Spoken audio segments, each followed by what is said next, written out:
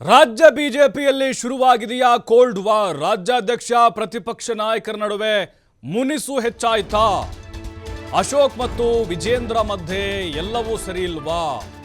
ಬಿಜೆಪಿಯಲ್ಲಿ ಬಣ ರಾಜಕೀಯ ಅನ್ನೋದು ಹೊಸದಲ್ಲ, ಆದರೆ ನಾಯಕರ ಮಧ್ಯೆ ಮುಸುಕಿನ ಗುದ್ದಾಟ. ಲೋಕಸಭಾ ಚುನಾವಣೆ ಹತ್ರ ಬರ್ತಿದಂತೆ, ಅಂದ್ರೆ ಎರಡನೇ ಹಂತದ್ದು ಹತ್ರ ಬರ್ತಿದಂತೆ ಅದು ಸ್ಫೋಟ ಜಾಸ್ತಿ ಆಗ್ತಾ ಇದೆ. ವಿಪಕ್ಷ ನಾಯಕ ಅಶೋಕ್ ಅವರನ್ನ ದೂರ ಇಡುವಂತ ಪ್ರಯತ್ನ ನಡೆದಿದೆಯಾ? ಅಶೋಕ್ ಅವರಿಂದ ಅಂತರ ಕಾಯ್ದುಕೊಳ್ತಿದ್ದ ವಿಜೇಂದ್ರ, ಪ್ರಧಾನಿ ಕಾರ್ಯಕ್ರಮಗಳಿಂದ ಆರ್ ಅಶೋಕ್ ದೂರ. ಬಹುತೇಕ ಪ್ರಚಾರ ಕಾರ್ಯಕ್ರಮಗಳಿಗೆ ಆರ್ ಅಶೋಕ್ ಗೈರಾಗಿದ್ದಾರೆ. ಆದರೆ ಪ್ರತಿಯೊಂದು ಕಾರ್ಯಕ್ರಮದಲ್ಲಿ ವಿಜೇಂದ್ರ ಮಾತ್ರ ಅಬ್ಬರಿಸ್ತಾ ಇದ್ದಾರೆ. ಮೋದಿ ಕಾರ್ಯಕ್ರಮದಲ್ಲಿ ಹೆಚ್ಚು ಕಾಣಿಸಿಕೊಳ್ತಿದ್ದಾರೆ ರಾಜ್ಯಾಧ್ಯಕ್ಷರು.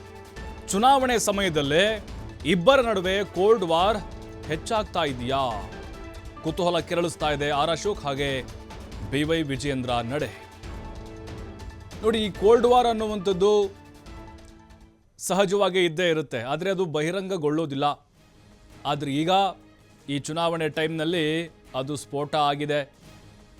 ಪ್ರಧಾನಿಯವರ ಕಾರ್ಯಕ್ರಮವನ್ನು ನಿಮಗೆ ಬಹಳ ಎಕ್ಸಾಂಪಲ್ ಕೊಡೋದಾದರೆ ಅರ್ಥ ಆಗೋ ಥರ, ಪ್ರಧಾನಿ ನರೇಂದ್ರ ಮೋದಿಯವರ ಕಾರ್ಯಕ್ರಮಗಳನ್ನು ನೀವು ಕ್ಲಿಪ್ಪಿಂಗ್ಸ್ಗಳನ್ನು ತೆಗೀರಿ. ಬಾಗಲಕೋಟೆ ಬಿಡಿ, ಈಗ ಬೆಳಗಾವಿ, ಬಳ್ಳಾರಿ, ಜೊತೆಗೆ ಉತ್ತರ ಕನ್ನಡ, ದಕ್ಷಿಣ ಕರ್ನಾಟಕ ಭಾಗದಲ್ಲಿ ಅಶೋಕ್ ಅವರು ಮೊದಲ ಹಂತದಲ್ಲಿ ಚುನಾವಣಾ ಪ್ರಚಾರದಲ್ಲಿ ತೊಡಗಿಸಿಕೊಂಡಿದ್ದರು. ಬೆಂಗಳೂರು, ಚಿಕ್ಕಬಳ್ಳಾಪುರ ಮತ್ತು ಮೈಸೂರಿನಲ್ಲಿ ಕಾಣಿಸಿಕೊಂಡರು. ಆದರೆ ಉತ್ತರ ಕರ್ನಾಟಕ ಭಾಗದ ಸಮಾವೇಶಗಳಲ್ಲಿ ಅಶೋಕ್ ಅವರೇ ನಾಪತ್ತೆ.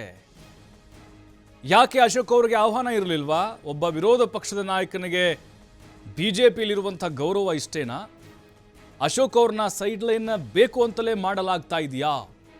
ವಿಜೇಂದ್ರ ಅವರು ಜಾಸ್ತಿ ಗುರುತಿಸಿಕೊಳ್ತಾ ಇದ್ದಾರೆ. ಹೌದಪ್ಪ, ಒಂದು ಪಕ್ಷದ ರಾಜ್ಯದ ಅಧ್ಯಕ್ಷರು, ಅವ್ರಿಗೆ ಅವ್ರದ್ದೇ ಆದಂಥ ಪ್ರೋಟೋಕಾಲ್ ಇರುತ್ತೆ, ಅವರು ಪ್ರಧಾನಿಯವರ ಕಾರ್ಯಕ್ರಮದಲ್ಲಿ ಭಾಗಿಯಾಗಲೇಬೇಕು. ಆದರೆ ವಿರೋಧ ಪಕ್ಷದ ನಾಯಕರು ಅಷ್ಟೇ ಸರಿಸಮಾನವಾಗಿ ಅವರು ಕೂಡ ಜವಾಬ್ದಾರಿನ ಹೊಂದಿರ್ತಾರೆ ಸ್ಥಾನಮಾನಗಳ ವಿಚಾರಕ್ಕೆ ಬರೋದಾದರೆ. ಆದರೆ ಅಶೋಕ್ ಅವರು ಕಾಣಿಸಿಕೊಳ್ತಾನೆ ಇಲ್ಲ. ಒಂದೇ ಹಂತ ಚುನಾವಣೆ ಮುಗಿದಿದೆ ರೀ, ಇನ್ನೇನು ಕೆಲಸ ಇದೆ ಬೆಂಗಳೂರಿನಲ್ಲಿ? ಏನು ಮನೇಲಿ ಕೂತ್ಕೋಬೇಕಾ? ಬಟ್ 14 ಕ್ಷೇತ್ರಗಳ ಎರಡನೇ ಹಂತದ ಚುನಾವಣೆ ನೋಡ್ತಾ ಇದ್ರೆ ಮೋದಿ ಅವರ ಕಾರ್ಯಕ್ರಮದಲ್ಲಿ ಅಶೋಕ್ ಅವರೇ ಇಲ್ಲ. ಅಂದ್ರೆ ಮತ್ತೊಬ್ಬ ನಾಯಕನನ್ನ ಇಲ್ಲಿ ಸೈಡ್ ಲೈನ್ ಮಾಡಲಾಗ್ತಾ ಇದೆಯಾ? ಅಂದ್ರೆ ಸರಿಸಮಾನವಾಗಿ ಯಾರಿದ್ದಾರೆ ಈಗ ವಿಜೇಂದ್ರ ಅವರಿಗೆ? ಅದು ಅಶೋಕ್ ಅವರು ಇದ್ದಾರೆ, ಒಕ್ಕಲಿಗ ಸಮುದಾಯದವರು.